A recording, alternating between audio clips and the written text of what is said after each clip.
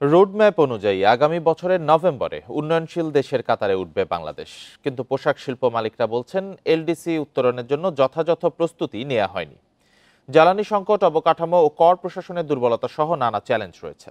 তাই এলডিসি উত্তরণ ৩ বছর পেছানোর দাবি তাদের। রপ্তানি খাতের গুরুত্ব ও ঝুঁকি বিবেচনায় সময় পেছানোর দাবিকে যৌক্তিক বলছেন অর্থনীতিবিদরাও।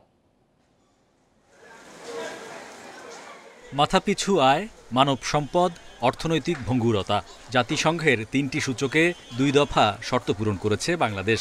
এভাবে ২০২১ সালে এলডিসি থেকে উত্তরণে চূড়ান্ত যোগ্যতা অর্জন করে। রোডম্যাপ অনুযায়ী ২০২৬ সালের নভেম্বরে উন্নয়নশীলের কাতারে উঠবে দেশ।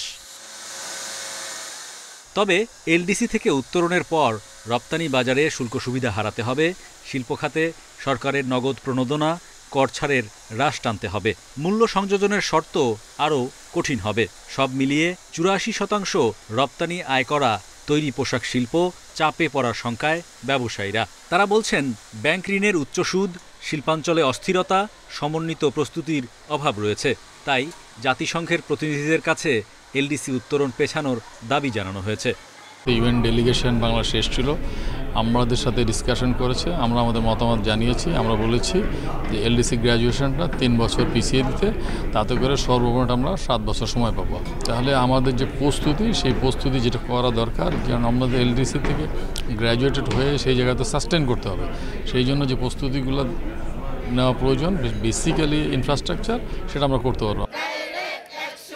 দেশের রাজনৈতিক অনিশ্চয়তা, ব্যবসার পরিবেশ উন্নয়নে প্রয়োজনীয় সংস্কার না হওয়ার বিষয়গুলোকে সামনে আনছেন অর্থনীতিবিদরা।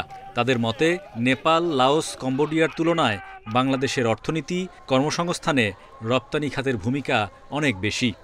এই অবস্থায় যদি বাংলাদেশ নভেম্বরে গ্র্যাজুয়েট করে যায়, আর যেহেতু আমাদের এক্সপোর্ট ডিপেন্ডেন্স এবং এক্সপোর্ট ভালনারেবিলিটি, আমাদের ম্যাক্রোর উপর এক্সপোর্টের impact, formal employment, women empowerment, আমাদের ইম্পোর্ট ক্যাপাবিলিটি, সব মিলিয়ে এটা একটা খুবই ঝুঁকিপূর্ণ অবস্থায় চলে যেতে পারি আমরা।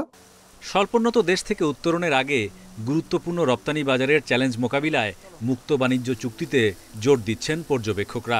তাদের মতে এজন্য গড় আমদানি শুল্ক 11% থেকে কমিয়ে যৌক্তিক পর্যায়ে নামাতে হবে বাংলাদেশকে।